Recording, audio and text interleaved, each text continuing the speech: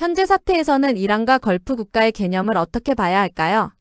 걸프 국가들은 우선 아랍 국가들이고요. 전통적으로 수니파 비중이 높지만 바레인 같은 경우는 시아파 비율이 높긴 합니다만 그래도 걸프 국가들은 이렇게 동질성이 있습니다. 걸프 지역 협력 회의 같은 것도 있고요. 어느 정도 자신들과의 다른 목소리를 내려놓는 국제 기구도 있지만 반대로 얘기하자면 이제 이란 같은 경우에는 국가가 이제 하나죠. 페르시아계 국가는 하나라고 볼 수 있고 은근히 지금 우리가 좀 조심해야 되는 것 중에 하나가 우리는 여기를 이제 걸프라고 부르고 있고 이제 지도에서는 페르시아만이라고 얘기를 해요. 그런데 아랍 친구들은 또 이거 아라비아만이라고도 부릅니다. 이 부분 조심해야 될 것 같아요. 그래서 이란 친구한테는 절대 여러분 아라비아만이라고 해서는 안 되겠고요. 아랍 친구한테는 굳이 페르시아만이라고 하기보다 그냥 걸프라고 표현하면 좋을 것 같습니다. 우리 치면은 독도, 다케시마 이런 느낌으로 이 친구들이 인식할 수 있거든요. 걸프 국가들과 이란이 너무나도 다르다는 것 일단 명심할 필요가 있겠고요. 그다음에 이란 혁명 이후에 이란이라는 국가는 신정 체제가 들어섰습니다. 이슬람 법학자들이 통치하는 체제인데요. 상당히 특이하죠. 최고 종교 지도자가 있으면서 대통령이 있는 이런 공화국 체제인데 이 체제를 이란은 걸프 지역이라든가 여러 지역에 수출하려고 하고 있고요. 그러기 위해서 대리 조직 같은 걸 거느리고 있는 거죠. 걸프 국가들은 대체로 보면 왕국인 경우가 많습니다. 그렇기 때문에 이란의 이런 그 정치 사상에 대해서 엄청 위험하게 생각하고 있습니다. 이런 점들을 유념한다면 걸프 지역 국가들과 현재 이란은 결코 친해질 수가 없는 사이고요. 걸프 국가는 특히나 이란을 상당한 위협으로 인식하고 있다는 점을 생각해 볼 필요가 있습니다. 같은 이슬람 세계라고 하지만 순니파, 시아파 그리고 정치 체제의 차이로 인해서 걸프 국가들은 이란을 상당 부분 위협 세력으로 인식하고 있다. 이렇게 보면 될 것 같습니다. 그렇다면 현재 상황에서 이란과 걸프 국가가 서로 가장 경계하는 부분은 무엇인가요?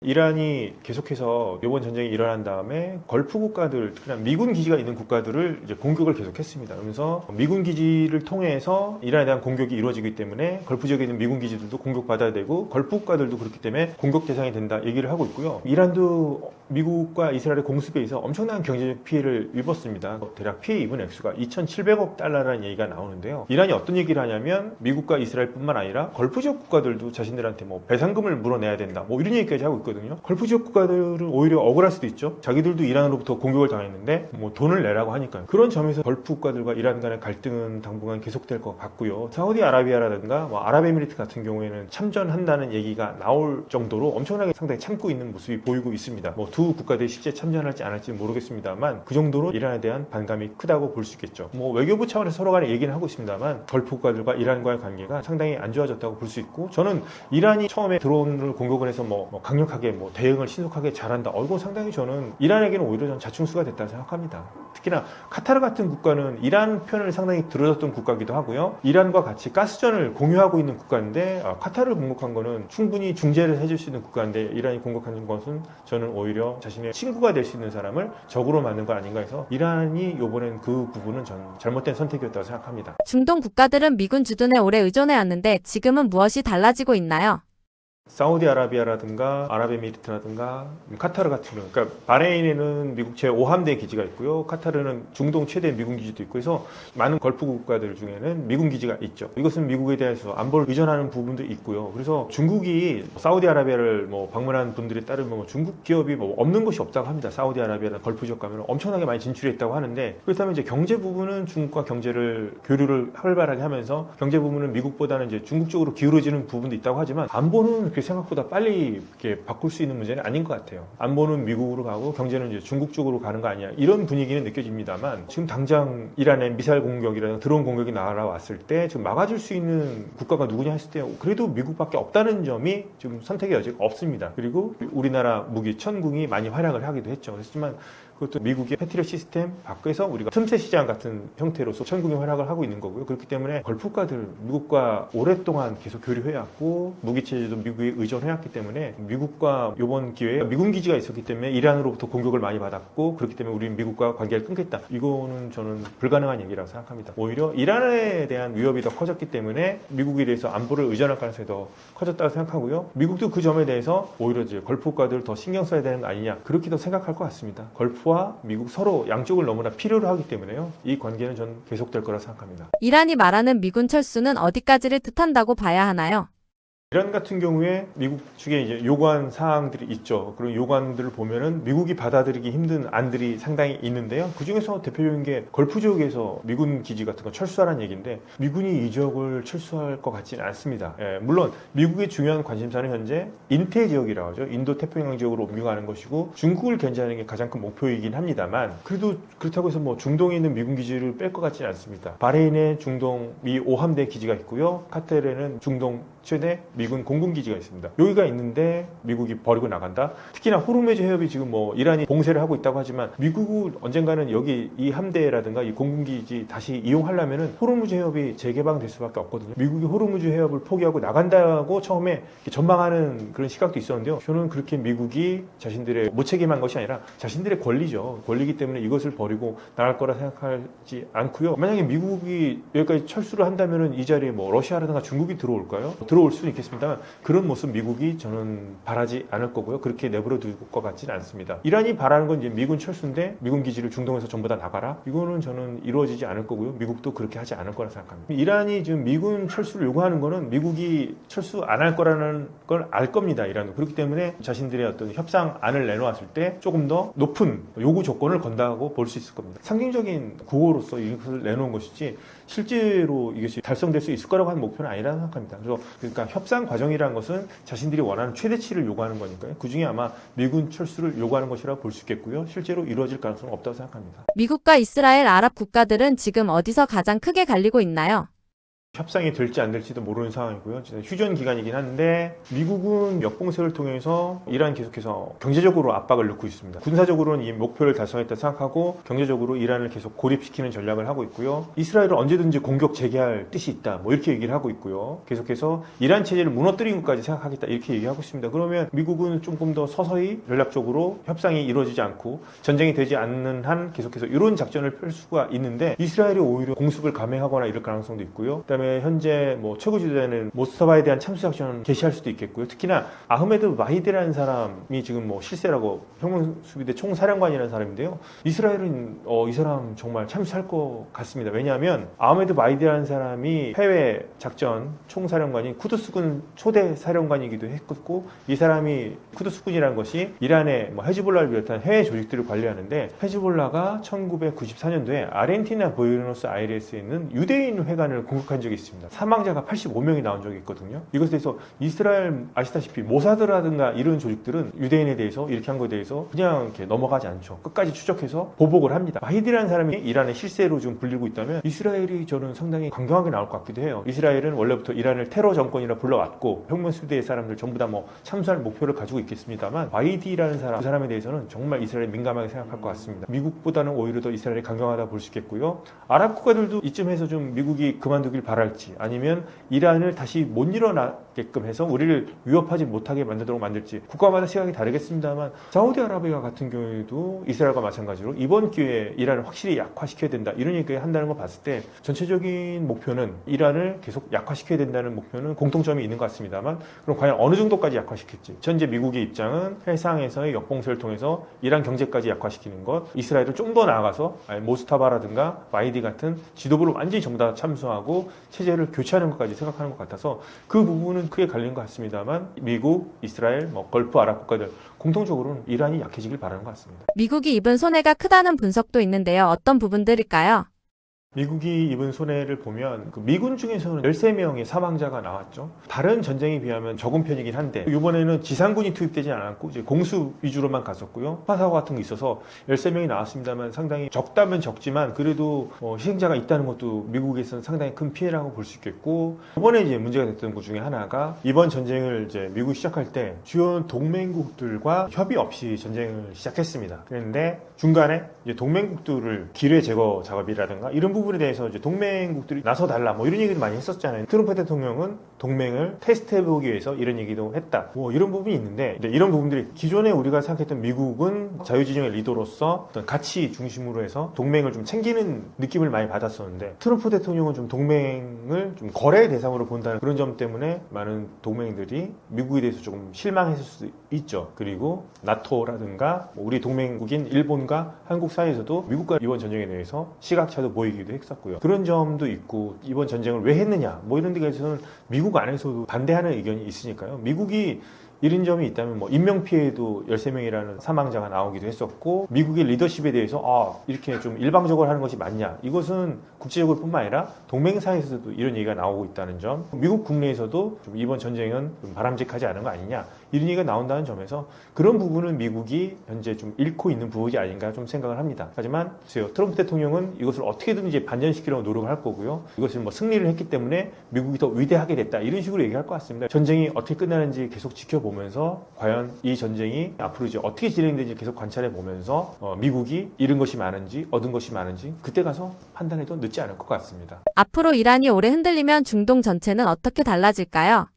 중동 전체 판도는 이스라엘은 우선 계속해서 헤즈볼라가 계속 전쟁 계속할 것 같고요. 이란과의 전쟁을 하겠습니다만 이제 어떻게 끝나느냐가 중요한데 협상으로 끝난다면 이란은 조금 어느 정도 경제적인 이득을 얻을 겁니다. 얻을 것이고 그렇다면 현 체제의 숨통은 트이겠지만 뭐 이란이라는 국가가 경제적으로 어렵기도 하고요. 많은 분들이 생각할 때 이란은 뭐 저항경제라는 이름으로 그동안 뭐 제재 속에서 좀 가난을 버텨왔기 때문에 잘 버틸 것이다 이런 얘기하는데 저는 좀 상당히 위험한 얘기라고 생각합니다. 가난한 걸 좋아하는 국민들은 없고요. 얼마 전에 1월 달에 일어났던 시위 같은 경우도 처음에는 경제난이라고 했습니다만 많은 국민들이 점점 갈수록 인권이라든가 인간의 존엄, 그다음에 민주주의 이런 얘기를 많이 했었습니다. 그렇기 때문에 저는 민주화 시위라고 보는데요. 그런 요구를 과연 이란이 전쟁 후에도 이 체제가 유지됐을 때 요구를 들어줄 수 있겠는가. 그리고 경제적인 문제를 해결할 수 있겠는가. 우려되는 거는 이란은 여름 되면 가뭄 사태가 더 심하게 일어날 수가 있거든요. 이란이 처한 상황이 저는 좋아 보이지가 않습니다. 오히려 불리한 요건이 많다고 생각을 하고요. 그래서 이란은 이번 전쟁을 넘기더라도 여러 고비가 있을 것 같기도 해서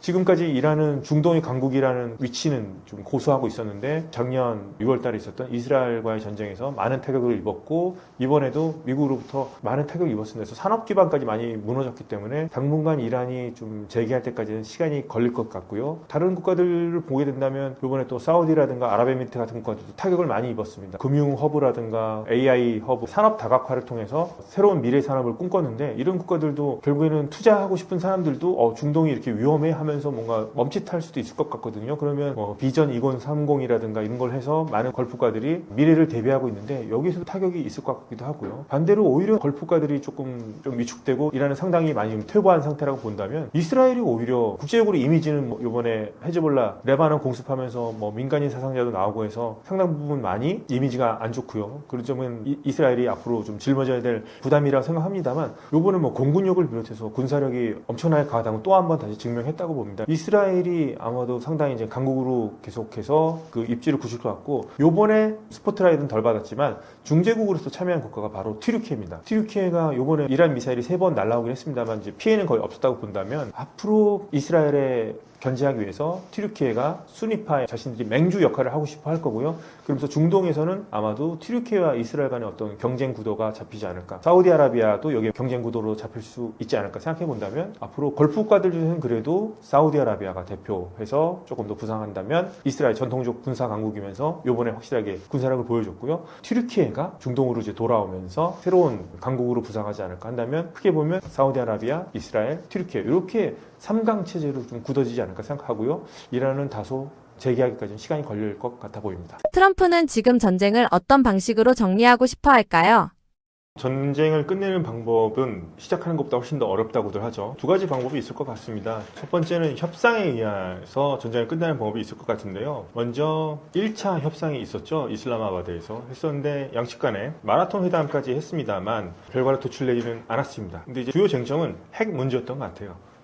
그리고 그 외에는 다른 문제는 기술적인 문제가 있었습니다만 여러 시간 실무진들이 조율하면서 노력을 했지만 타결을 하지 못했고 이제 2차 회담을 앞두고서 현재 이란 측이 나오고 있지 않는 상황이고요. 파키스탄이 계속 중재를 하고 있는 상황입니다. 협상을 한다고 해도 트럼프 대통령이 원하는 것은 본인이 압도적으로 승리자 포지션으로 해서 협상하는 방식이겠죠. 그래서 이란 측에 자신이 요구하는 방법을 관철시키려고 노력을 하고 있습니다. 그렇게 하기 위해서 지금 나온 방법 중에 하나가 이란에 대한 또 해상봉쇄를 시작한 거죠. 그렇게 함으로써 이란 경제를 계속해서 조여가면서 자신이 원하는 협상 조건을 받으라는 식으로 좀 얘기를 하고 있는 거고요. 만약에 협상 조건을 받지 않는다면은 안 좋은 시나리오긴 하지만은 전쟁을 통해서 다시 한번 전쟁을 끝내려고 할 수도 있을 것 같습니다. 지금 협상을 기다리는 와중에도 계속해서 미국의 항공모함, 그다음에 미국의 병력들이 계속해서 집결하고 있습니다. 언제든지 이란을 공격할 수 있다는 뜻이거든요. 그에 반해서 이란이 과연 그만큼 지금 충분히 뭐 미사일이라든가 드론 같은 것들, 이란은 뭐 충분히 휴전 기간 동안에 많이 보충했다고 자랑하고 있습니다만, 만약에 전쟁이 재개됐을 때 어떤 결과가 일어날지 지켜봐야 되겠습니다만, 트럼프는 자신이 원하는 방향으로 협상을 끝내고 싶거나 아니면은 전쟁으로서 끝내고 싶은 방법 두 가지가 있을 것 같습니다. 이란은 지금 미국의 제안에 쉽게 움직이지 않는 모습을 보여주고 있습니다.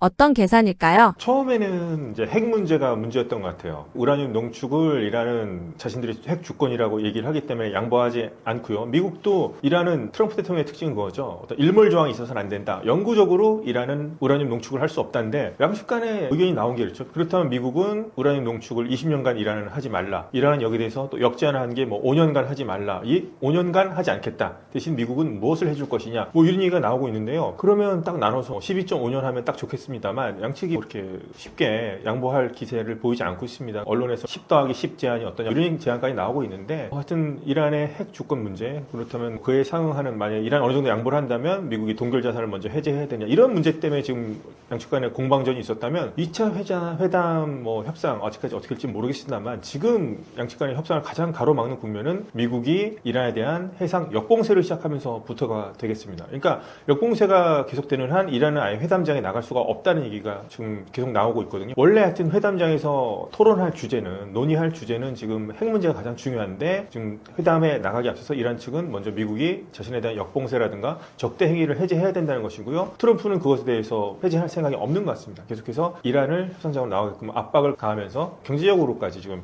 이란을 몰아붙이고 있는 상황이죠. 이란은 이 제안을 받아들이면 자신들이 항복이라 생각하는 것 같고요. 특히나 이란 내 이제 강경파들 같은 경우가 지금 현재 목소리를 내고 있습니다. 뭔가 혁명 수비대를 중심으로 해서 좀 권력이 좀 다시 한번 좀 재편되는 과정이 있기 때문에 조금 더 이란 측은 미국의 제안을 받아들이기 힘든 쪽으로 옮겨가고 있지 않나 그렇게 지금 예측하고 있습니다. 가장 큰 쟁점은 무엇이고 결국 누가 승자일 것으로 보시나요?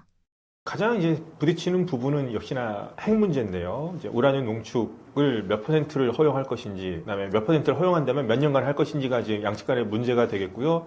그다음에 이란에는 60%까지 고농축된 우라늄 440kg이 있습니다. 미국은 이것을 트럼프 대통령은 미국으로 가져오겠다고 얘기를 하고 있고요. 아니면 제3국으로 반출하거나 이런 식으로 돼야 된다는 입장이죠. 근데 이란은 계속해서 고농축 우라늄은 우리가 알아서 희석을 해서 우리가 쓰는 걸로 하겠다. 정 못 믿겠다면 국제 원자력 기구 IAEA의 감시를 받겠다라고 얘기를 하지만 여기서도 이제 양측 간의 문제가 지금 부딪히고 있죠. 하지만 이거는 충분히 미국 측이 어떻게 하느냐에 따라서 이란이 어떻게 양보하느냐에 따라서 절충하지 않을까도 생각해 봅니다. 양측 간에 실무진들 간에 계속 얘기를 해왔고 기술적인 부분에서 차이가 있으니까 이 부분을 조율할 수 있다고 생각하는데 좀 회담장에 나가기까지 이란이 조금 부담스럽다고 볼 수 있을 거고요. 이란 내부 분위기는 회담 협상을 하는 것 자체가 굴욕이고 국가에 대한 배신이다 이런 얘기까지 나오고 있습니다. 외무부 장관 아바스 아라그치를 탄핵해야 된다는 얘기도 나오고 있고요. 갈리바프가 대표단 장에서 사임해야 된다, 국회의장직 내려놔야 된다 이런 얘기까지 나오고 있으니까요. 지금 협상에 대한 분위기가 상당히 안 좋다고 볼 수 있고 반대로 얘기하자면 협상을 반대해왔던 혁명수비대를 위시한 강경파들이 초강경파들이 지금 힘을 얻고 있다고 볼 수 있을 것 같습니다. 그래서 하여튼 핵 문제 지금 부딪히고 있습니다만 여기에 나가기 앞서서 먼저 미국이 또 역봉쇄를 하고 있기 때문에 이거를 먼저 해제하지 않으면 자기들도 나가지 않겠다. 여기서 지금 부딪히는 것 같아요. 미국은 먼저 이란이 핵에 대해서 양보를 하면은 경제제재 해제라든가 동결자산 해제를 해주겠다는 쪽이고 이란은 먼저 동결자산 해제 같은 걸 해주면 우리가 나가겠다. 이래서 순서의 차이도 있고 핵 문제 차이도 있습니다만 현재 가장 큰 이슈는 미국의 역봉쇄를 해제하느냐 마느냐 이거에 따라서 이란이 나올까 말까를 빨리 결정해야 될 시기인 것 같고요. 누가 이길 것이냐는 저는 오래 버티는 쪽이 이길 거라 생각합니다. 트럼프 대통령 부담 있죠. 5월 1일 되면은 의회와 함께 의회와 이제 대통령 사이에 전쟁 권한이 누구에게 있느냐 그 문제 한번 제기가 될 거고요. 11월달 중간 선거를 앞두고 유가가 폭등한다면 트럼프 대통령이 불리할 것이고 그런 부분을 트럼프 대통령이 얼마나 인내할 것이냐. 이란 측은 지금 경제 너무나도 어렵습니다. 너무나도 어렵고요. 경제 중 붕괴 상태라 볼 수 있겠고요. 트럼프 대통령이 지금 미국 쪽에서 해상 역봉쇄를 하면서 혁명 수비대의 자금원이었죠. 그림자 선단을 통한 수출들도 막혔습니다. 이렇게 될 경우에는 이란 석유 수출 못하면 하루에 5억 달러씩 손해가 난다고 하니까요. 결국에는 어느 쪽이 더 오래 버티느냐가 승자가 될 것 같습니다. 이란 혁명수비대가 협상보다 더 중요하게 보고 있는 게 있는 걸까요? 먼저 이란이 혁명 수비대를 어떻게 분류할 것인가 보면 이란 내에서 이제 강경파로 분류를 해야 될 것 같아요. 같고요. 대통령이라든가 외무장관을 온건파로 분류를 하자면 둘 다 목표는 똑같습니다. 체제를 유지하는 거예요. 예, 이 사람들은 민주주의에 관심이 없습니다. 이러한 신정체제를 어떻게 유지하느냐에 따라서 방향이 갈리는 거죠. 그래서 온건파라는 사람들은 우리가 협상을 하고 미국에 양보할 것 양보를 하고 그 다음에 경제적인 대가를 얻어야지만 이란 체제가 살아남을 수 있다는 겁니다. 지금 이란 경제가 너무 어렵다는 걸 너무나도 잘 알고 있는 좀 현실주의적인 시각이라고 본다면요. 혁명수비대를 비롯한 초강경파들 그 안에서는 물론 혁명수비대 출신이고요. 뭐 갈리바프라는 사람이 뭐 협상단 단장을 맡기도 했지만 이 사람은 이제 강경파 중에서 이제 협상에 나가고 했기 때문에 지금 뭐 실용 강경파로도 분류가 되고 있고 나머지 사람들이죠. 이 사람들이 초강경파로 분류가 되는데 이 사람들은 뭐 체제 유지를 하기 위해서는 오히려 우리가 핵 주권을 계속 포기하지 말아야 되고 미국과는 끝까지 싸워야지 우리가 체제가 유지할 수 있다. 이렇게 믿고 있는 사람들입니다. 그래서 완전한 지금 시각 차이가 나고 있죠. 그렇다면은 여기서 양측 간의 시각 차이가 있고 지금 혁명수비대가 온건파를 상당 부분 지금 몰아붙이면서 지금 자신들의 세력을 강화하고 있는데 여기서 모스타바 하메네이라고 하는 최고 지도자가 나와서 이렇게 불분명한 상황일 때 나와서 좀 교통 정리를 해줄 필요가 있는데 모스타바 하메네이 뭐 지금 부상당했다는 얘기만 있고 본인이 직접 나와서 대독 형식으로 메시지를 내고 있습니다만은 확실하지는 않은 것 같아요. 그리고 내용을 들어보면 혁명수비대의 내용과 거의 비슷하거든요. 혁명수비대 쪽을 뭐 지금 힘을 실어주고 있는 것 같고 다르게 또 말한다면은 모스타바가 상당히 신변이 불안한 상태에서 혁명수비대가 모스타바를 둘러싸고서 그 사람의 의견을 자신들이 이름을 빌어서 자신들이 내는 거 아니냐 이런 얘기까지 나오고 있습니다. 혁명수비대는 조금 더 미국과 더 싸워야 된다는 주장 쪽이고요. 그렇다면은 미국과 협상 조금 더 어려워지지 않을까 안 좋은 예감이 들기도 하고 자칫하면은 조금 더 강경한 사람들이 더 주도권을 잡게 된 경우에는 그리고 뭐 현장의 지휘관들 같은 경우에는 명령체계가 지금 제대로 전달이 되지 않는 상황입니다. 이란이 그럴 경우에 뭐 돌발 상황이 일어난다면 휴전이 깨지고 또 전쟁이 재개될 수도 있겠죠. 이란 혁명수비대는 체제 유지를 바라고 있습니다만 그 방법이 협상보다는 끝까지 항전하는 쪽에 있다. 그렇게 비교해보면 좋을 것 같습니다. 결국 협상이 다시 진행되려면 어떤 부분이 중요할까요? 우선 협상이 재개되느냐 안 되느냐가 지금 상당히 중요한데요. 물론 협상에서 의견을 서로 하다가 뭐 결렬이 날 수도 있습니다만 지금 상대방이 나오지 않고 있기 때문에 나오게 하려면 조건을 하나겠죠. 이란 측이 요구하는 건 뭐 적대행위 하지 말라, 위협행위 하지 말라 이거 한마디로 얘기해서 미국이 지금 이란에게 가하고 있는 역봉쇄, 해상 역봉쇄 해제해달라는 거고요. 미국도 반대로 지금 기뢰 설치하지 말라, 이란에게 계속 압박을 가하고 있는 것은 호르무즈 해협을 완전히 재개방하라 이런 얘기 입니다. 그렇다면 서로 간에 먼저 해야지 우리는 안 하겠다 합니다. 만약에 협상만을 놓고 봤을 때는 뭐 파키스탄이 그 정도의 중재력이 있는지는 모르겠습니다만 뭐 분주하게 좀 뛰어다니는 건 있죠. 그럴 경우는 동시에라도 하루만이라도 예를 들어 협상만 하려고 한다면 하루만이라도 미국도 역봉쇄 하지 말고 이란도 하루만이라도 일단 호르무즈 해협 재개방하는 게 어떻겠냐 뭐 이렇게 제안하면서 하면은 모르겠습니다만 서로 간의 얘기가 너무나 달라요. 뭐 파키스탄이 지금 너무나 손님 맞을 준비까지 다 하고 있는데 양측 다 지금 등장하지 않고 있으니까요. 파키스탄 상당히 초조할 것 같은데 아직 그럴 정도로 움직였을 정도로 양측 간의 의견을 뭐 전달을 하고 있습니다만 조율을 잘 못하고 있는 것 같습니다. 그게 파키스탄이 앞으로 어떤 모습을 보여줄지 뭐 외교력이 달려있을 것 같긴 한데요. 양측 간에 하여튼 먼저 조건을 낮춰야 되는데 체면을 너무나 차리고 있고 공통적으로 자기들이 이번 전쟁을 이겼다고 생각을 하고 있습니다. 그렇기 때문에 서로 간에 조율을 하기가 누가 더 먼저 양보하면서 협상을 갈 것인가에 또 적극적이지 않은 것 같습니다. 이번 전쟁이 협상으로 마무리 짓는데 좀 어려움이 있는 것 같습니다. 협상이 재개될지도 지금 불분명한 상황이고요. 앞으로 어떻게 전개가 될지를 조금 지켜보면 좋을 것 같습니다. 이란 혁명수비대 수뇌부가 누군지 명확하지가 않습니다. 어떻게 분석하시나요? 미국 측이 이제 1차 회담을 하고 나서 했던 말이 갈리바프 국회의장이라는 사람이 실세라고 들었고 이 사람이 이제 대표 단장으로 왔는데 과연 이 사람들이 진짜 의사 결정자들이 맞는가라고 의문을 가졌다고 하죠. 그리고 뭐 테헤란에도 계속 뭐 보고를 하는 상황이었고요. 그렇다면은 뭐 이 사람들 뒤에 또 다른 세력이 있는 거 아닌가 그런 얘기가 나왔었고요. 지금 흘러가는 모양을 보면은 이란 안에서 권력 투쟁이 벌어지고 있다. 그다음에 뭐 내부 분열이 벌어지고 있다. 뭐 트럼프 대통령도 통일된 의견을 가져와라 이런 얘기를 나온 거 봤을 때는 안에서 분명히 문제가 있긴 한 것 같습니다. 그 안에서 이미 정리가 되고 이제 강경파가 승기를 잡은 것 같은 느낌이 들죠. 그래서 처음에 얘기할 때는 강경파와 온건파 사이에 적절한 역할 분담이다. 뭐 강원 양면책이다 이랬는데 지금 그런 것 같지는 않습니다. 완전히 지금 강경파 쪽에서 장악을 한 것 같고요. 그렇게 함으로써 지금 갈리바프라든가 강경파 안에서 어떻게 보면 지위가 있는 사람이었지만 이 사람도 지금 정치적으로 큰 위기에 몰려 있는 것 같고 외교부는 외무부 장관 뭐 탄핵해야 된다는 얘기도 나왔고 외교부 측에서 잠깐 호르무즈 해협을 일부 부분 개방했습니다만 바로 혁명수비대가 뒤집는 발언했었죠. 오히려 뭐 외교부 보고 멍청이라고 이런 발언까지 했으니까 안에서 지금 조율이 잘 안 되는 것 같고요. 협상팀을 지금 시세라고 하는 사람이 혁명수비대 총사령관인 아흐마드 마이디라는 사람이 맡고 있는데 이 사람이 협상에 대해서 적극적일지는 미지수이긴 합니다. 그리고 최고 국가안보회의 또 사무총장이라는 졸 가드라는 사람도 있는데 이 사람은 또 통행료를 받아야 된다는 아이디어를 처음 냈던 사람이기도 하기 때문에 미국과 이 사람들이 협상을 원할지 너무나 강경파들이 있고요. 지금 뭐 외교라든가 경제 이쪽에 대해서는 그렇게 관심이 있어 보이지 않아서 미국과의 어떻게 접점을 찾아 나갈지 상당히 힘들어 보이긴 합니다. 지금 이란은 내부 결속이 유지되고 있는 건가요? 아니면 실제 균열 신호가 나오고 있는 건가요?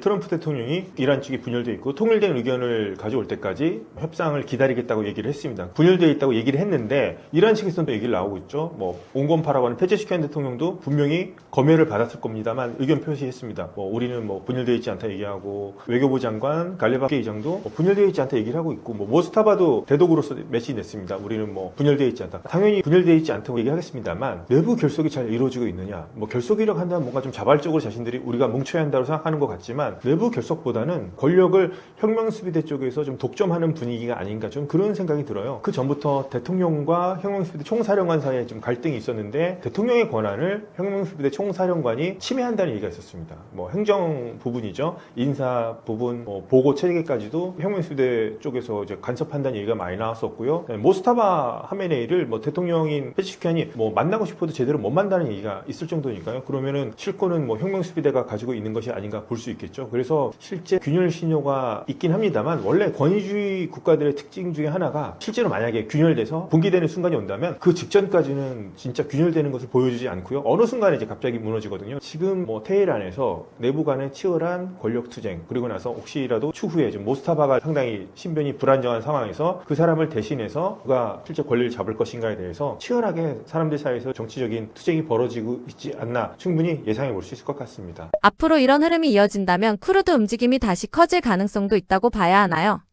쿠르드족 같은 경우에는 지난번에 트럼프 대통령이 한 번은 카드를 꺼냈다가 다시 집어넣기도 했죠. 근데 쿠르드족 같은 경우에 무장 투쟁을 해서 독립을 하라는 세력도 있지만 많은 또 이란의 쿠르드족 사람들은 그런 것보다는 이란이라는 정체성을 가지고 있는 사람도 되게 많습니다. 제 친구도 그렇고요. 그런데 이스라엘이 계속해서 이란 체제를 무너뜨리는 방법에 대해서 계속 연구를 할 거라 했고 그 무너뜨릴 때까지 계속 전쟁을 계속 하겠다고 했는데 그렇다면은 뭐 소수민족을 이용해서 동원하는 방법 뭐 있을 수도 있을 것 같습니다. 쿠르드족을 이용할 수도 있을 거고요. 발로치라는 민족도 있습니다. 남동부 지역에 상당히 낙후된 지역인데요. 그쪽에 발로치라고 하는 민족도 분리독립 의지가 강하죠. 하지만 저는 이거는 상당히 위험한 수단이라 생각합니다. 이란이라는 국가 하나의 이란이라고 하는 문명이라고 하는 거대한 정체성을 갖고 있는데 이렇게 소수민족을 통해서 갈라치기를 한번 해보려고 한다. 이거는 이스라엘이라든가 중동 질서 전체를 봤을 때 이건 오히려 불안을 키우는 거기 때문에요. 그게 성공할지 안 할지도 알 수가 없을 뿐더러 성공하더라도 이렇게 쪼개지게 된다면 그거는 중동 질서 전체에 안 좋다고 생각합니다. 많은 분들이 뭐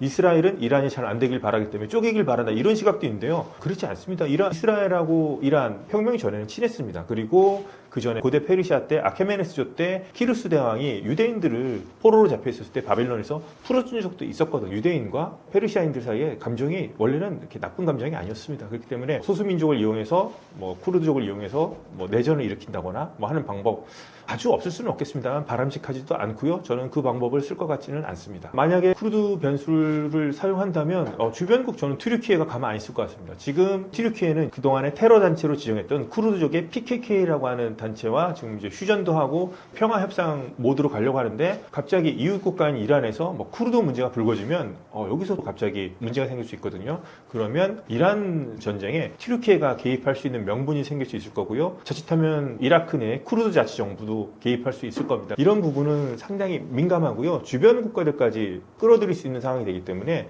저는 쿠르드족이라든가 소수민족을 이용해서 뭐 이란을 한번 어떻게 뒤흔들어 보겠다는 이런 수단은 쓰지 않는 것이 바람직하다고 생각하고요. 성공할 확률도 저는 낮다고 생각합니다. 걸프 국가들은 이번 사태에서 어디까지 미국 편에 설 수 있을까요? 협상 찬성파와 반대파의 입장이 궁금합니다. 걸프 국가들은 상당 부분 많은 미국에 계속해서 이제 의존을 해왔고요. 이번에도 미국에 의존을 했습니다. 가장 좋은 방법은 우선 걸프 국가들은 하나하나가 너무나 사이즈가 작기 때문에 독자적으로는 못할 거고 걸프 국가들끼리 모여서 안보기구를 만들면 좋겠죠. 그러니까 걸프판 나토 같은 게 있으면 좋겠는데 그것도 이제 하기 힘드니까요. 걸프 국가들은 미국과 지금 상당 부분 많이 연계돼 있고요. 그래서 이번에 미군 기지가 있기 때문에 이란 측으로부터 많이 공격을 받았고 반대로 미군 기지 외에도 민간 시설까지 공격을 받았습니다. 그렇게 됨으로써 오히려 이란에 대해서 적대적인 감정이 더 많이 생겼고 걸프 국가들이 더 뭉치는 계기가 됐다고 생각합니다. 걸프 국가들 사이도 별로 사이가 좋진 않았거든요. 사우디와 아랍에미리트, 카타르 사이가 좋은 관계는 아닌데 이란으로부터 공격을 받으면서 뭔가 이제 하나가 뭉치게 됐는데 이란이 노렸던 건 것 같아요. 너희가 미국 때문에 공격을 받았으니까 우리를 원망하지 말고 미국을 원망하길 바란다. 이런 식으로 원했던 것 같은데 오히려 역효과가 나고 있는 것 같습니다. 미국과의 어떤 안보 이런 체계 같은 걸 갑자기 바꿀 수 없거든요. 무기 체계도 미국에 의존하고 있고 저는 당분간 걸프 국가들은 미국에 좀 더 의존을 할 것 같고요. 요번에 뭐 미국 때문에 공격을 많이 받았다고 하지만 미국이 패트리어트 미사일이라든가 요격 시스템을 통해서 이란의 드론하고 미사일도 많이 막아줬거든요. 대략 한 90%를 막아줬습니다. 미국이 10%가 이제 떨어진 것을 못 막았는데 미국 때문에 우리는 다른 나라로 갈아타겠다. 중국과 러시아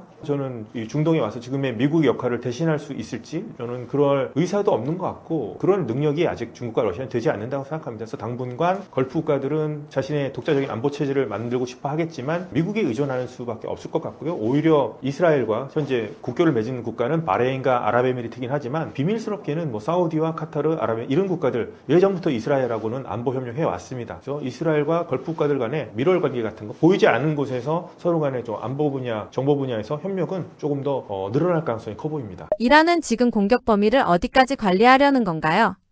이란 지금 얘기 나오는 것은 이제 호르무즈 해협에 대해서는 계속해서 자신들이 뭐 지나가는 배 같은 걸 뭐 공격도 하고 납포도 하고 있는데 뭐 홍해, 바벨 만데브 해협까지 자신들이 뭐 봉쇄할 수 있다 얘기한다는 거는 본인들이 직접 한다기보다는 이제 자신들의 대리 조직 중에 하나죠. 후티 반군을 이제 참전을 유도하는 걸로 볼 수 있겠죠. 후티 반군은 참전해서 이스라엘한테 이제 미사일 공격을 하긴 했습니다만 아직 홍해를 통하는 바벨 만데브 해협에 대해서 뭐 봉쇄까지는 하고 있지 않고요. 그리고 후티도 이란의 대리 조직이랑 해도 뭔가 조금 더 자율성이 좀 강합니다. 헤즈볼라에 비해서. 그래서 자신들의 생존이라든가 이런 것을 먼저 고민하고 그것을 계산할 거기 때문에 확실하게 홍해 전선에 뛰어들지는 모르겠습니다만 후티까지 가세해서 뭐 홍해 봉쇄에 나간다면 홍해까지도 전쟁터가 될 수도 있겠죠. 그러면 이란이 생각하는 공격 범위가 홍해 지역까지 확정이 될 수 있을 거고요. 지금 뭐 해저 광 케이블을 끈다는 얘기도 있습니다. 그럼 뭐 인터넷을 끊을 경우에는 이것은 걸프 지역을 넘어서 다른 지역까지 영향을 줄 수도 있겠죠. 인터넷이 끊어질 경우에 걸프 지역 인터넷 마비되고 뭐 금융 여러 행정 업무도 마비될 거고 사우디라든가 아랍에미리트 같은 국가들은 뭐 AI 상당히 허브 관심 갖고 있고 뭐 데이터 센터도 짓고 있는데 이곳까지 이제 막겠다는 거죠. 그리고 이 선이 연결된 걸 쭉 따라가 보면 인도까지도 연결돼 있고 뭐 유럽까지도 연결돼 있고 하기 때문에 이렇게 될 경우에는 뭐 인터넷이 완전 차단까지 아니겠지만 속도가 뭐 느려진다든가 뭐 인터넷 지연 그런 문제 같은 거 많이 생길 것 같습니다. 그래서 이란은 가능한 한 이 범위를 확장하고 싶어 하는데 전선으로 따지자면 후티 반군을 이용한 홍해 지역 뭐 인터넷으로 광 케이블을 끊는다면은 그보다 좀 더 넓은 지역까지 효과를 그보다 더 넓은 지역에까지 그런 확전을 노릴 수도 있을 것 같습니다. 미국과 이란이 서로를 잘못 읽으면 상황은 어디까지 커질 수 있을까요? 주변국에 미칠 영향이 궁금합니다.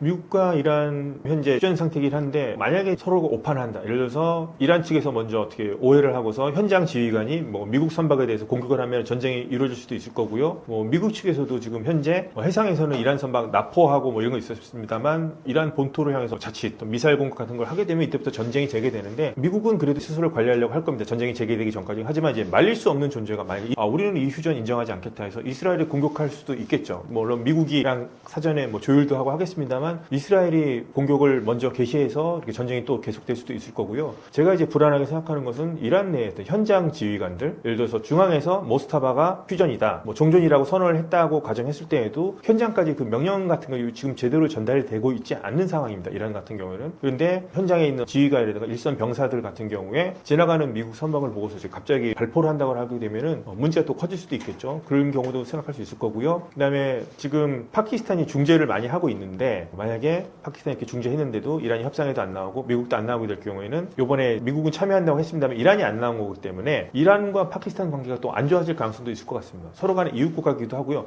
문제는 이란도 사우디아라비아를 비롯한 걸프 국가들을 공격할 겁니다. 만약 전쟁이 재개가 된다면. 근데 사우디아라비아에 4월 10일 1차 회담 있던 날에 사우디아라비아는 파키스탄과 상호 방위 조약을 맺고 있습니다. 그래가지고 사우디 걸프 지역에 파키스탄 군대가 좀 주둔하고 있습니다. 파키스탄 전투기도 와 있고요. 파키스탄 병력 한 13,000명 정도가 좀 주둔하고 있는데 이란이 걸프 지역 우리 공격하겠다 했을 경우에 사우디의 시설을 공격했는데 파키스탄군이 공격을 받는다. 그러면 파키스탄도 사우디가 공격받고 파키스탄군이 피해를 입는다면 이란에 대해서 공격할 명분이 생길 수도 있겠죠. 파키스탄은 전쟁을 하기 원치 않겠습니다만 그런 상황도 전혀 배제할 수는 없을 것 같고요. 뭐 지금 이라크의 상당수 많은 또 시아파 민병대들이 이란에도 들어가 있는 게 정황이 포착이 되고 있습니다. 그렇게 되면 이라크도 휘말릴 가능성도 있고요. 이라크, 파키스탄, 이란의 이웃 국가들인데 여기까지도 일단은 영향이 미칠 것 같기도 합니다. 한국에 미치는 직간접적인 영향들은 어떤 것들이 있을까요?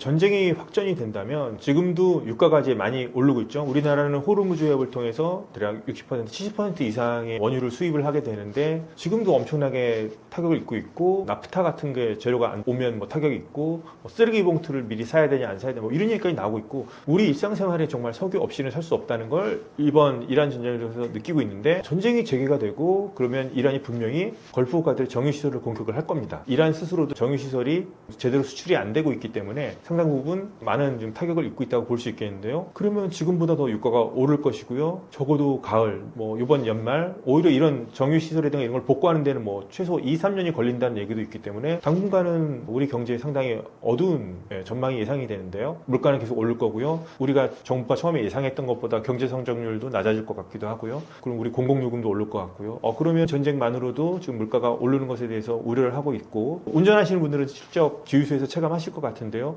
지금보다 더 힘든 상황이 찾아올 수도 있을 것 같습니다. 하여튼 전쟁이 재개되지 않고 빨리 평화롭게 끝났으면 하는 바람입니다. 미국은 합의와 이란 체제의 약화 중에서 어떤 목표에 더 집중하고 있나요? 미국이 계속 해상에 대한 역봉쇄를 하면서 이란 경제가 무너질 수 있다고 생각을 하는 것 같고요. 그렇게 하면서 협상장으로 나오라고 지금 얘기를 하는 것은 미국이 자신이 유리한 요구 조건을 받아들라는 거죠. 더 경제가 망가지고 더 굶주리기 전에 우리의 요구 조건을 받아라. 이런 쪽으로도 하고 있는데 트럼프 대통령은 지금 현재로서는 협상을 통해서 문제를 해결하고 싶을 겁니다. 본인이 거래 달인이라고도 하기 때문에 협상을 통해서 이란을 굴복시키는 모습 같은 걸 보여주고 싶어 할 것 같은데요. 전쟁을 하게 된다면 국제적인 비난도 피할 수 없을 거고 미군축 피해가 발생할 수 있기 때문에 오히려 협상을 통해서 자신이 이란에 대해서 어떤 승리하는 모습을 연출하고 싶을 것 같기도 합니다. 근데 그렇지 않을 경우에는 전쟁이라는 수단을 선택할 수 있을 것 같은데요. 지금 하고 있는 것만으로도 이란 경제는 상당히 좀 약해져 있다고 볼 수 있겠습니다. 특히나 이제 혁명수비대 같은 경우도 엄청나게 좀 공고해 보이고 강고해 보이긴 하지만 미국의 이란에 대한 해상 봉쇄에 따라서 그림자 선단에 의한 석유 수출이 제대로 안 돼서 돈을 받지 못할 경우에는 혁명수비대 병사들한테도 월급을 못 주는 경우가 발생할 수도 있습니다. 이런 체제 같은 경우 오로지 뭐 신앙이라든가 충성심만으로 될 수는 없고 보상이 있어줘야 충성심도 따라온다고 생각합니다. 혁명수비대, 혁명이라고 하지만 결국에는 이권을 지키기 위해서 있는 수비대이기도 합니다. 그런 점에서 트럼프 대통령은 이러한 해상 역봉쇄를 자신이 생각하는 신의 한 수라고 생각하고 있는 것 같고요. 그렇기 때문에 여기에 대해서는 이란 체제를 계속 약화시키면서 협상장으로 불러들이는 그런 전략을 쓸 것 같고요. 정 안 된다면 전쟁을 통해서 굴복시키려는 그런 생각도 하고 있는 것 같습니다만 그 결과가 어떻게 될지는 장담할 수는 없습니다. 지상군 투입의 가능성은 얼마나 된다고 보시나요? 어떤 트리거가 중요할지 궁금합니다. 미국의 지상군 투입 저는 휴전 전에도 하지 않았었죠. 그 전만 해도 호르무즈 해협에 있는 섬들을 점령한다, 뭐 하르그 섬 점령한다 이런 얘기 나왔는데 우선 지상군 투입을 하지 않았습니다. 그러면 휴전이 만약 끝나고 미국이 전쟁을 개시할 경우에 지상군 투입을 하겠는가? 이 부분 상당히 문제가 되겠네요. 왜냐하면 지상군 투입이라는 거는 미군 희생자가 나오는 걸 의미하는 거고요. 지금 미국 여론이 트럼프 대통령의 전쟁을 지지하는 여론이 더 크고 또 물가도 오르고 있는 부분도 있기 때문에 트럼프 대통령이 상당히 신중할 것 같긴 한데요. 한다면 호르무즈 해협에 지금 뭐 모기떼 고속정들이 막 몰려 있습니다. 그러니까 조그만 고속정 같은 것들, 이란 해군인데 그런 것들이 있는 기지 같은 걸 타격하거나 아니면 그런 것들이 뭐 지하 터널에 있다면 해병대 병력 같은 걸 상륙해서 조금 파괴하는 뭐 그런 거 할 수 있을 것 같긴 한데 지금까지 보면은 지금 역봉쇄라고 하죠. 이란에 대한 역봉쇄를 하고 있는데 오히려 그 많은 해병대들이 좀 하는 걸 보면 그러니까 이란 선박을 납포하고 헬기를 통해서 해병대가 투입이 되고 거기에 있는 배가 엄청나게 큰데요. 그 배들의 어떤 물건이 실려 있는지를 사사치 검사하고 이런 것들을 해병대가 하고 있습니다. 처음에 상륙 작전 핵작전을 위해서 해병대를 이렇게 많이 모으나 생각했었는데 오히려 미국이 해상 봉쇄하고 이란 배들을 납포하고 검사하고 이런 작업을 해병대들이 하고 있으니까 그럼 역봉쇄를 위해서 해병대를 이렇게 많이 데려왔나 이런 생각이 들기도 하거든요. 그렇다면 역봉쇄가 이렇게 효과적이라고 한다면 트럼프 대통령 굳이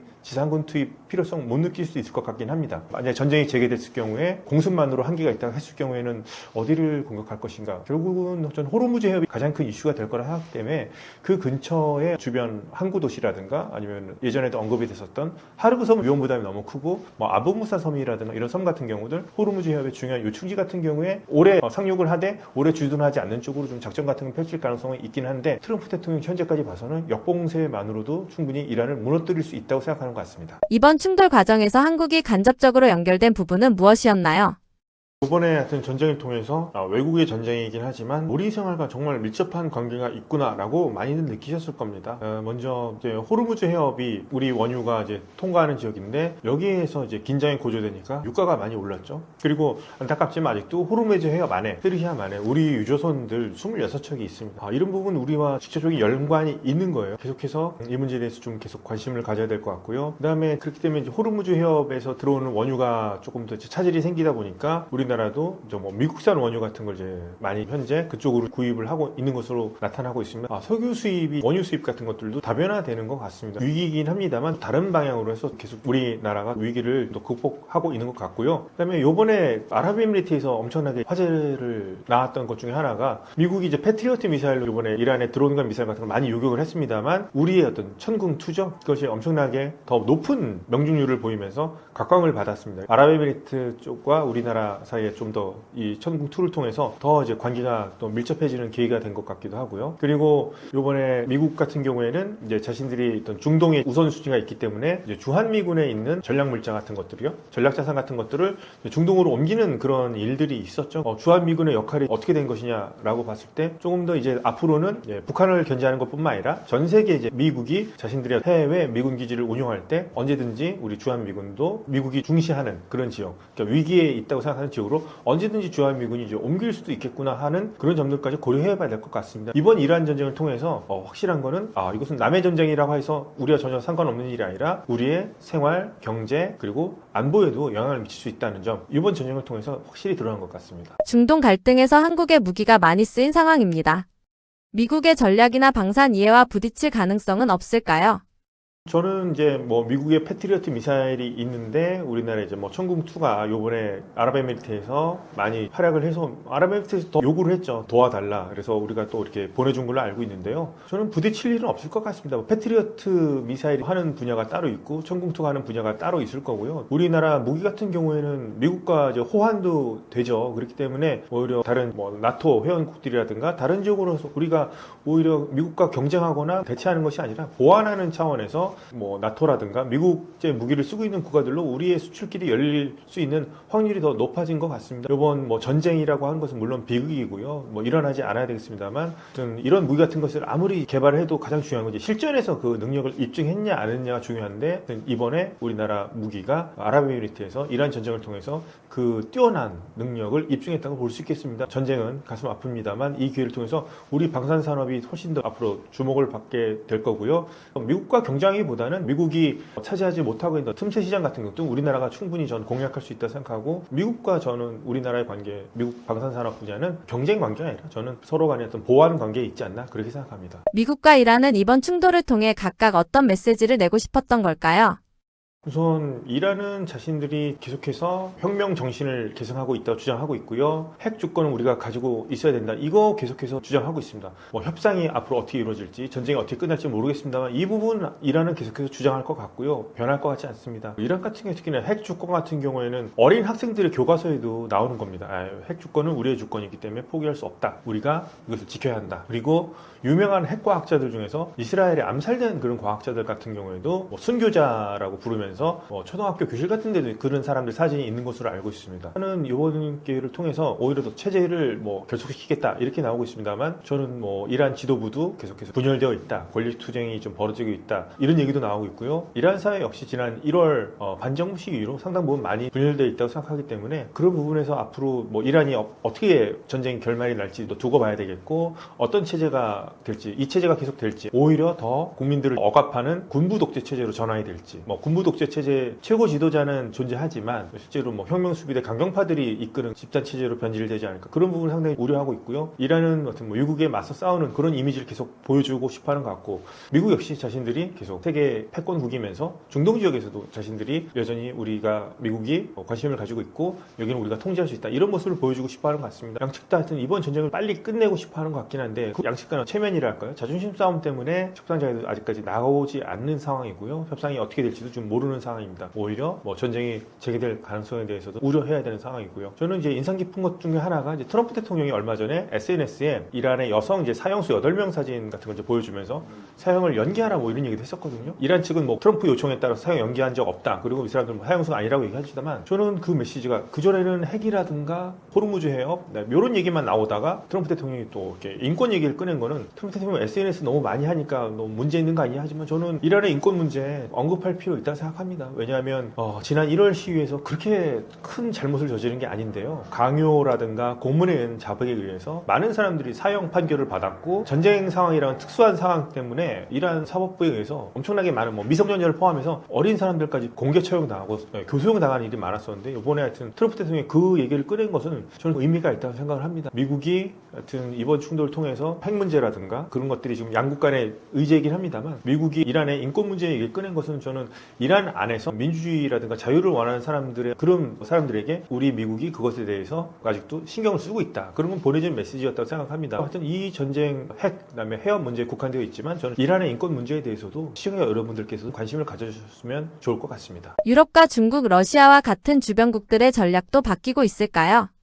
유럽 같은 경우에 이제 대표적으로 나토 같은 경우를 보게 되면 미국의 전통적인 동맹이죠. 그런데 그린란드 때문에도 서로 간에 좀 삐걱거리는 게 있었고, 이번에도 미국은 나토는 이렇게 종이 호랑이다 이렇게 얘기하고 큰 도움이 안 된다 이런 얘기까지 나왔습니다. 유럽 같은 경우에는 미국과 계속해서 나토라는 거대한 대서양 블록을 통해서 좀 연결되어 있습니다만, 미국도 나토에 대해서 우리가 탈퇴까지는 할 것 같지는 않습니다만 관심을 줄이겠다, 지원을 줄이겠다 이런 얘기가 나오고 있다면, 유럽도 이제 스스로 좀 일어서는 법 같은 거를 좀 배워야 되지 않을까, 그런 노력을 많이 할 것 같아요. 러시아라고 하는 좀 거대한 가상의 적이 있는 상황에서, 러우 전쟁도 벌어지고 있는 상황에서 이제 미국만 의존할 것이 아니라, 그동안 이제 유럽 국가들은 안보는 좀 미국에 맡기는 대신에 그 복지라든가 이런 데 신경 쓰면서 경제 같은 것을 발전을 해왔는데, 이제는 자신들도 안보라든가 이제 방위비 같은 거 늘려야 되지 않느냐, 이런 생각을 많이 하게 될 것 같습니다. 유럽도 이제 스스로 강해지는 노력을 할 것 같아 보이고요. 중국 같은 경우에는 처음에는 이런 미국이 중국을 견제하는 것이 최종적인 목표이기 때문에, 중동 안에서 미국이 어떻게 보면 이란 전쟁에서 시간을 끄는 것이 중국에 유리하지 않겠느냐 이렇게 보는 시각도 있지만, 호르무즈 해협의 위기가 고조되면 될수록 중국 역시 오른 유가를 통해서 이제 석유를 수입해야 되거든요. 그럴 경우에는 중국이 추구하는 경제 성장에도 문제가 될 수 있습니다. 얼마 전에 휴전 중재할 때 이제 파키스탄이 중요한 역할을 했습니다만, 파키스탄 뒤에서 또 중국도 중재 노력을 하는 것으로 나오고 있죠. 그렇기 때문에 중국은 상당 부분 이제 미국이 일방적으로 전쟁을 했다 이런 것을 이제 국제적으로 비난을 받는 것에 반대되는 입장에서, 중국은 자신들의 규범을 중시한다든가 규범을 중시한다든가 다자주의 원칙을 중시한다 이런 얘기로 나오면서 미국과 차별화된 외교 전략을 펼치려는 것 같습니다. 이런 식으로 해서 중국은 자신들의 입지를 넓히려고 하는 그런 움직임도 보이고 있고요. 러시아 같은 경우에는 러시아 우크라이나 전쟁이 한창입니다만, 미국이 러시아산 석유 같은 것들을 예전에 경제 제재를 했었는데, 워낙에 원유 공급이 호르무즈 해협을 통해서 축소되고 있기 때문에 러시아 원유 공급 같은 걸 허용해주는 분위기고요. 그 돈을 통해서 러시아산이 재정적인 이득을 얻을 수 있을 겁니다. 그런 부분도 있긴 합니다만, 러시아는 빨리 러우 전쟁을 어떻게 해결하느냐가 달려있을 것 같고요. 러우 전쟁을 또 해결할 때는 미국이 어떻게 하느냐가 또 달라질 수 있기 때문에, 측간한테 이번 전쟁이 끝나봐야지 유럽, 중국, 러시아 또 계산서가 나올 것 같긴 합니다만, 유럽이 지금 현재 가장 절박함을 느낄 것 같고요. 중국은 미중 정상회담 앞두고 있습니다만, 중국도 갈등이 계속되는 건 원치 않을 것 같고, 오히려 이제 러시아는 갈등이 계속되면서 자신들의 원유라든가 가스 같은 것들이 비싼 값으로 파는 건 반기는 분위기이긴 합니다만, 러시아도 러우 전쟁을 끝내기 위해서는 미국과 어느 정도 조율이 필요하기 때문에, 이번 결과에 따라서 세력이 어떻게 변화할지 좀 지켜볼 필요가 있을 것 같습니다. 한국 정부는 지금 호르무즈와 에너지 리스크에 충분히 대응하고 있다고 보시나요?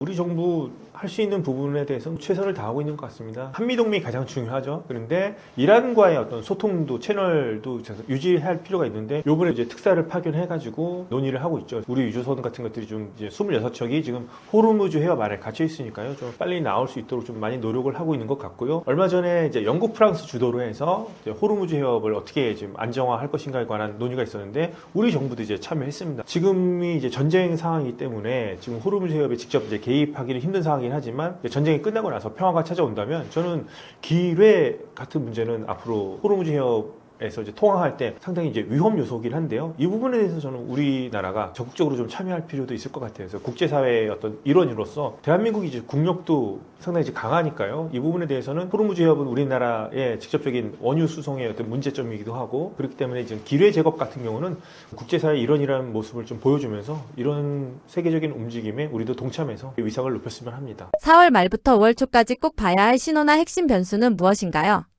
지금은 이제 협상이 있느냐 없느냐가 가장 중요할 것 같습니다. 협상을 통해서 전쟁이 끝나느냐 아니면 전쟁이 재개되느냐 이러면 얘기가 또 달라질 수 있거든요. 만약에 협상이 이루어진다면 양측 실무진들 사이에서 조율을 했다고 하니까요. 자신들의 제안을 가지고 만남을 가질지 그거 한번 지켜보면 좋을 것 같고요. 만약에 협상이 이루어지지 않는다면 그러면 전쟁일 텐데요. 그러면 전쟁이 될 경우에 어떤 식으로 또 전쟁이 전개될지 이스라엘이 먼저 할지 미국이 먼저 할지 아니면 이란이 먼저 선제 공격을 할지 이것도 지켜볼 필요가 있을 것 같고 그다음에 미국이 어느 정도 선까지 개입을 할지, 그러니까 지상군을 투입할지 아니면 계속해서 뭐 제한적인 공습으로 할지 아니면 처음에 트럼프 대통령이 얘기했던 것처럼 민간 발전 시설이라든가 교량까지 막 폭파하면서 후기 시대로 돌려놓겠다 이런 얘기까지 했는데요. 그 정도까지는 안 할 것 같긴 합니다만 정말 트럼프 대통령이 거기까지 나갈지 아니면 전쟁이라고 하는 것은 하지만 해상 역공세로서 경제적인 전쟁으로서만 또 한정 지을지 이런 것들까지도 계속 지켜볼 필요가 있을 것 같고요. 그다음에 이러면서 이란은 계속 저항을 하겠습니다만 이란 내에서 좀 지도부 안에서 또 어떤 변화가 있을 것이고 더 나아가서 이란 사회 안에서도 현 체제에 불만을 갖고 있는 사람들이 지금 총칼에 억눌려 있기 때문에 옴나오고 있습니다만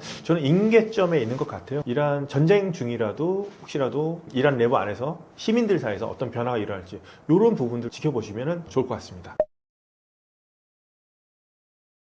안녕하세요. 고려대학교 아세안문제연구원 중동이슬람센터 연구위원 김동일입니다. 제가 번역한 책 우리가 몰랐던 혁명의 세계사도 많은 사랑 부탁드리겠습니다. 감사합니다.